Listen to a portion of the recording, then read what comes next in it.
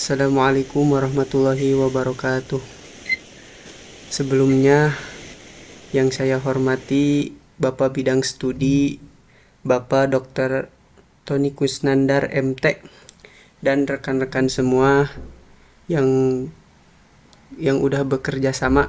Terima kasih waktunya. Sebelumnya perkenalkan, kami dari kelompok 1 yang beranggotakan 4 orang, yaitu saya sendiri, Syahrul Hidayatullah dengan NIM 231100130, dan teman saya, silakan. Oke, Assalamualaikum warahmatullahi wabarakatuh. Sebelumnya, terima kasih kepada Kang Sarul sebagai moderator dan tidak mengurangi rasa hormat saya terhadap dosen pengampu. Perkenalkan, saya Ismail dengan NIM 2111431. Oke, terima kasih Kang Ismail. Untuk mengefisiensikan waktu, langsung saja kita dimulai. Untuk yang pertama akan disampaikan oleh saya sendiri. Langsung saja, yang pertama yaitu bagian latar belakang. Di STIMIK Mardira Indonesia, proses peminjaman aset kampus seperti untuk rapat dan seminar masih dilakukan secara manual melalui BAUP atau Badan Administrasi Umum Fasilitas. Yang sering menimbulkan masalah seperti jadwal bentrok dan pencatatan tidak rapih. Nah, untuk mengatasi hal ini, perlu dibutuhkan sistem informasi digital yang memudahkan mahasiswa mencetak dan mengajukan peminjaman secara online, serta membantu Badan Administrasi Umum Fasilitas untuk mengelola data secara lebih efisien dan akurat. Jadi sistem ini dirancang untuk meningkatkan kemudahan akses dan efektivitas pengelolaan aset kampus. Untuk kemudian selanjutnya ada tujuan. Yang mana tujuan ini yang pertama yaitu untuk menganalisis kebutuhan pengguna, khususnya mahasiswa dan petugas BAU dalam proses peminjaman aset kampus seperti ruangan, speaker, dan mikrofon. Kemudian yang keduanya yaitu untuk merancang sistem informasi peminjaman aset yang dapat membantu proses pencatatan. Kemudian yang ketiga, untuk meningkatkan kemudahan akses bagi mahasiswa. Kemudian yang keempat, mengurangi risiko kesalahan pencatatan jadwal yang tumpang tindih akibat sistem manual yang selama ini digunakan.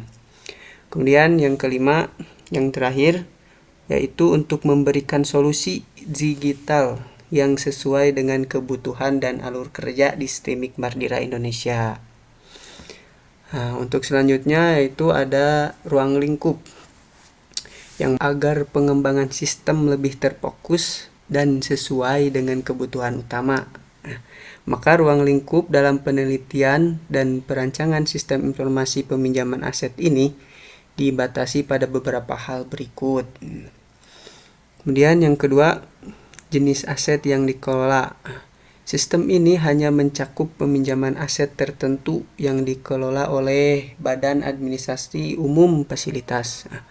Aset lain yang berada di luar tanggung jawab Badan Administrasi Umum Fasilitas tidak termasuk dalam sistem ini. Kemudian yang ketiga, penggunaan sistem.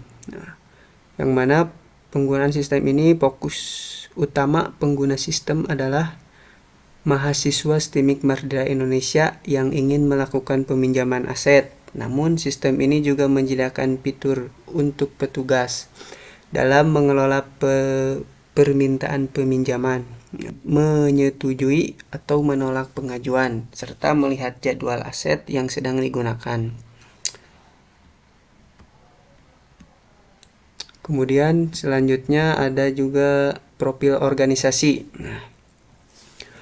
STIMIK Mardira Indonesia adalah perguruan tinggi di bawah Yayasan Pembina Mardira Indonesia dengan 4 jurusan di bidang teknik informatika dan manajemen, yang mana kampus ini berkomitmen menyediakan fasilitas pendukung kegiatan akademik dan non-akademik, Pengelolaan aset kampus ditangani oleh Badan Administrasi Umum Fasilitas. Namun, proses peminjaman aset masih manual, sehingga sering memakan waktu, rawan miskomunikasi, dan menyulitkan pengaturan jadwal secara efisien. Nah, mungkin hanya itu yang dapat saya sampaikan. Untuk selanjutnya akan disampaikan oleh teman saya. Silahkan, waktu dan tempat dipersilahkan. Baik, untuk selanjutnya yaitu analisis kebutuhan fungsional dan non-fungsional. Kebutuhan fungsional yang pertama yaitu sistem menampilkan jadwal dan ketersediaan aset secara real time. Yang kedua yaitu admin BAUF dapat melihat, menyetujui, atau menolak pengajuan peminjaman. Yang ketiga, mahasiswa dapat melihat status pengajuan. Kemudian sistem mencatat riwayat peminjaman untuk keperluan dokumentasi. Kemudian admin sistem memungkinkan mahasiswa melakukan registrasi dan login ke dalam sistem. Kemudian yang terakhir yaitu dapat mengelola data aset, yaitu menambah, mengedit, menghapus aset yang tersedia. Kemudian yaitu kebutuhan non-fungsional. Yang pertama yaitu sistem harus dapat diakses secara online melalui web browser. Kemudian yang kedua yaitu antarmuka pengguna harus sederhana, responsif, dan mudah dipahami oleh mahasiswa. Kemudian data pengguna dan pengajuan peminjaman harus tersimpan dengan aman di dalam sistem. Kemudian sistem harus mampu menampilkan informasi dengan cepat, tepat waktu, loading yang lama. Sistem dirancang untuk multi-user sehingga dapat digunakan oleh banyak mahasiswa secara bersamaan. Sistem harus memiliki fitur logout otomatis setelah waktu tidak aktif tertentu. Next. Kemudian use case diagram, activity diagram beserta deskripsinya. Proses peminjaman aset ini melibatkan 3 aktor utama, yaitu user atau pengguna, kemudian sistem, dan admin BAUF. Alur kerja ini bertujuan untuk memfasilitasi peminjaman aset secara terstruktur dan terdokumentasi dengan verifikasi dari pihak admin. Yang pertama yaitu proses dari sisi user. Pertama yaitu login sebagai user. Pengguna memulai proses dengan login ke sistem menggunakan akun masing-masing untuk mengakses fitur peminjaman aset. Kemudian memilih aset yang diinginkan. Kemudian mengajukan peminjaman, di mana setelah aset dipilih, pengguna mengisi formulir pengajuan peminjaman, seperti tanggal pinjam, keperluan, dan lama penggunaan, kemudian mengirim permintaan. Yang kedua yaitu proses pada sistem, di mana menampilkan aset peminjaman. Sistem menampilkan daftar aset yang tersedia untuk pengguna. Kemudian menyimpan pengajuan aset peminjaman. Setelah permintaan diajukan, sistem menyimpan data, mengajukan ke dalam basis data. Kemudian mengirim notifikasi ke admin. Sistem secara otomatis mengirimkan notifikasi kepada admin BAUF bahwa ada pengajuan baru yang harus diverifikasi. Kemudian akses halaman daftar peminjaman aset. Sistem juga menyediakan halaman khusus bagi admin untuk melihat seluruh daftar pengajuan yang masuk. Kemudian yang ketiga yaitu proses pada admin. Yang pertama, login sebagai admin. Admin BAUF login ke sistem menggunakan akun admin. Kemudian menerima notifikasi, di mana setelah login, admin akan menerima notifikasi dari sistem tentang pengajuan baru. Kemudian verifikasi peminjaman, admin memeriksa data pengajuan seperti jenis aset, peminjaman, serta waktu dan tujuan peminjaman. Kemudian pengambilan keputusan atau condition, admin menentukan apakah pengajuan disetujui atau ditolak. Jika disetujui, admin memperbarui status peminjaman menjadi disetujui. Admin membuat laporan sebagai dokumentasi dan pelacakan. Jika ditolak, admin hanya membuat laporan dan status ditandai sebagai ditolak. Kemudian respon balik ke user dan sistem. Sistem mengirim notifikasi ke user. Sistem memperbarui pengguna mengenai status dari permintaan yang diajukan, apakah disetujui atau ditolak. Kemudian user meminta menerima notifikasi status peminjaman. Pengguna mendapat informasi langsung dari sistem terkait hasil pengajuan. Kemudian sistem menyimpan data peminjaman. Jika disetujui, data transaksi akan disimpan dalam sistem sebagai referensi dan monitoring. Kemudian sistem menyediakan akses data peminjaman, di mana sistem memungkinkan pengguna atau admin melihat histori dan status peminjaman melalui dashboard masing-masing. Kemudian terakhir yaitu penutup. Proses ini dirancang untuk menjamin bahwa peminjaman aset dilakukan secara transparan, terekam, dan juga dapat diverifikasi oleh pihak yang berwenang. Alur ini juga mengurangi potensi kesalahan administratif dan mempercepat proses peminjaman melalui notifikasi otomatis dan dokumentasi digital. Sekian yang dapat saya sampaikan. Saya kembalikan kepada moderator. Terima kasih. Baik, terima kasih kepada moderator. Nah, di sini saya akan sedikit mungkin menjelaskan atau memaparkan salah satu gambar kelas diagram. Nah, yang pertama di sini ada user.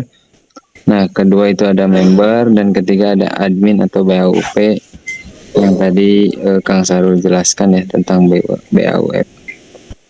Nah, terus di sini ada peminjaman ataupun aset ya, aset. Terus yang terakhir ada pengajuan peminjaman. Oke, lanjut lagi Kang Sahrul. Nah, di sini ada yang namanya sekuensi diagram ya, teman-teman. Cuman sayang ini kan tidak terlihat nih. Tidak terlalu jelas. Wow, kecil banget ya. Di sini ada, mungkin saya akan jelaskan singkat ya, teman-teman. Nah, dari mulai ini admin, terus ada user. Di situ ada tertera sistem, terus ada database ya teman-teman. Nah, ini oke, mungkin bisa lanjut lagi Kang Sarul. Nah, ini udah mantap. Nah, sini ada tampilan utama user flow chart ya, teman-teman. Sini ada login, terus ada valid, dashboard user, form peminjaman, ajukan peminjaman, terus ada juga view permintaan, dashboard admin, kelola aset, lihat ketersediaan aset. Setelah itu masuk ke user atau pembuat si aplikasi ya. Nah, di sini ada kesimpulan dari kita. Yang pertama, kesimpulan berdasarkan hasil observasi, wawancara, dan analisis kebutuhan penggunaan dapat disimpulkan bahwa proses peminjaman aset kampus di STIMIK Mardira ataupun di kampus-kampus lain yang saat ini masih dilakukan secara manual memiliki beberapa kendala seperti contoh kesulitan dalam pengecekan ketersediaan aset, tumpang tindih jadwal, serta keterbatasan akses bagi mahasiswa. Untuk menjawab permasalahan tersebut, dirancanglah sebuah sistem informasi peminjaman aset kampus yang dapat membantu mempermudah proses peminjaman oleh mahasiswa, sekaligus memudahkan petugas BAUF dalam mengelola data dan menyusun jadwal aset. Dengan adanya sistem ini, diharapkan proses peminjaman dapat dilakukan dengan lebih cepat, praktis, dan terorganisir. Selain itu, sistem ini juga berpotensi mengurangi kesalahan pencatatan dan meningkatkan transposisi antara penggunaan dan pengelola aset. Rekomendasi atau saran, sedikit saran mungkin untuk di kampus atau kampus-kampus lain yang belum menggunakan aplikasi atau masih menggunakan berbasis manual, untuk yang tadi ya, untuk mempermudah pengelolaan peminjaman aset-aset di setiap kampus lain, entah misal di perpustakaan atau pembukuan dan lain sebagainya yang masih berbasis manual. Oke, boleh lanjut lagi Kang Sarul. Nah, di sini ada deskripsi tool. Yang pertama, antar muka pengguna gambaran umum, yang kedua halaman login dan registrasi, yang ketiga dashboard mahasiswa, yang keempat dashboard admin, yang ketiga notifikasi sederhana, yang terakhir batasan sistem. Nah, dashboard mahasiswa, formulir peminjaman status pengajuan, jadwal atau aset, terus ada dashboard admin juga. Nah, ini keterangan daftar peminjaman atau pemintaan kelola aset dan peminjaman. Terus di sini juga ada notifikasi ya, notifikasi sederhana untuk status pengajuan. Terus yang terakhir nih ada batasan sistem yang tadi saya sebutkan. Nah, belum terintegrasi dalam sistem akademik kampus ya, yang tadi saya paparkan yang dari slide sebelumnya ya teman-teman. Jadi masih banyak yang menggunakan untuk from pengisian aset peminjaman di setiap kampus masih menggunakan manual. Nah, salah satunya ini mungkin termasuk rekomendasi lah ya teman-teman, masih masuk tetap ke rekomendasi. Yang pertama di sini kan ada belum terintegrasi dengan sistem akademik kampus, tidak mencakup pengelolaan keuangan atau pelaporan otomatis ke pihak lain, tidak mendukung pencatatan aset fisik secara rinci, hanya aset yang bisa dipinjam. Oke, mungkin bisa dilanjut lagi Kang Sarul. Kita lanjut lagi. Yang pertama di sini ada kita desain cover apa namanya tuh? Cover sebelum kita masuk ke apa namanya ya?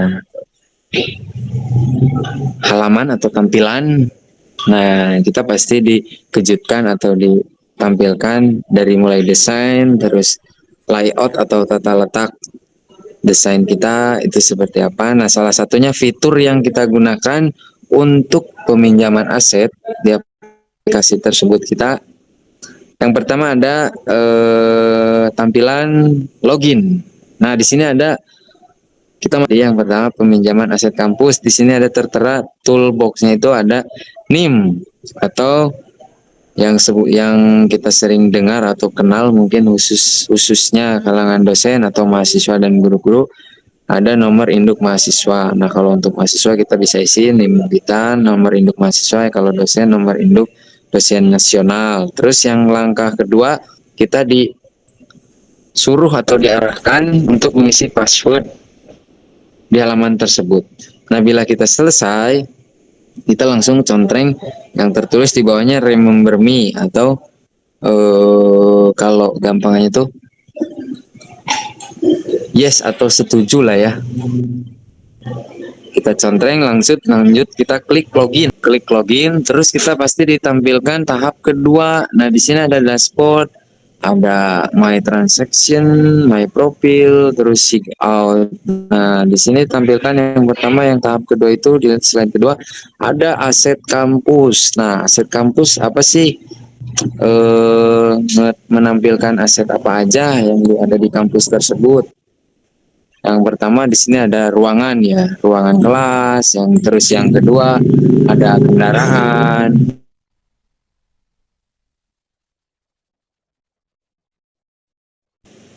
Terus di sini ada GOR.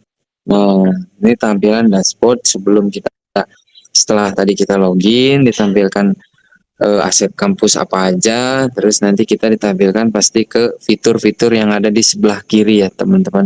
Di sini ada dashboard, my transaction, my profile, atau sign out. Nah, mungkin lanjut dulu, nanti saya jelaskan satu-satu. Boleh dilanjut Kang Sarul? Nah, di sini juga ada yang tadi itu masih tetap fitur apa sih, aset apa saja yang ada di kampus tersebut. Di sini kan ada ruang kelas, kendaraan atau transportasi, terus ada GOR juga. Nah, setelah kalian masuk ke dashboard yang tadi, di sini kalian itu ditampilkan yang namanya detail. Di situ ada fitur detail atau pinjam, tadi transportasi atau di GOR maupun di ruang kelas. Apa sih itu tuh? Nah, nanti kalian itu ditampilkan kalau ngeklik misalkan detail, nanti kalian ditampilkan kayak rincian. Misalkan kalian mau pinjem ruangan kelas. Misalkan kelas apa, terus ruangan berapa, kalau kalian klik detail, dan lain sebagainya. Terus kalau kalian nggak ngeklik detail, misalkan klik pinjam, berarti kalian sudah menyetujui ruangan tersebut. Mau ruangan, ataupun kendaraan, maupun gor, tapi kalian sudah setuju. Tulis pinjam. Itu lanjut ke, nah ini kerinciannya. Di sini ada aset. Yang pertama ada aset kampus, nomor 1 ruangan berapa. Terus yang kedua transaksi. Nah, transaksi maksudnya tuh bukan jual beli ya, tapi ruangan tanggal berapa kalian pinjam, bulan berapa dan tahun berapa. Terus di sini ada tanggal pinjam. Nah, di sini ada lebih lengkap lagi ya, mungkin di sini ada tanggal, bulan, tahun, dan jamnya juga sekaligus diterterakan. Nah, terus di sini ada tempo. Setelah kalian tanggal pinjam, kalian nanti diarahkan untuk oleh aplikasi atau admin tersebut itu, kalian diarahkan tempo pengembalian. Kira-kira nih kita sampai tanggal berapa, dari tanggal berapa sampai tanggal berapa gitu. Dari jam sekian, dari bulan sekian sampai jam berapa bulan sekian gitu. Nah, gitu. Terus yang terakhir di sini ada setelah kalian nanti mengajukan, sebelum mengajukan, kalian pasti dituntut untuk mengisi kayak semacam profil lah ya. Setelah kalian setuju, kalian diarahkan untuk mengisi name, nama, nama atau user, terus kalian isi tempat tanggal lahir, alamat, terus nomor telepon dan lain sebagainya. Setelah itu barulah update. Nah, setelah update kalian bakal dicek oleh admin apakah kalian peminjaman sesuai atau tidak. Terus kalian nanti dicek bisa sesuai apa tidak jamnya ataupun pengembaliannya dan lain sebagainya, teman-teman. Nah, mungkin seperti itu yang bisa saya paparkan. Mungkin ada. Nah, itu saya kembalikan kepada moderator. Ya, terima kasih Kang Rizky. Alhamdulillah, mungkin hanya ini yang dapat kami sampaikan. Mudah-mudahan bermanfaat. Kurang lebihnya mohon maaf. Akhir kata, wassalamualaikum warahmatullahi wabarakatuh.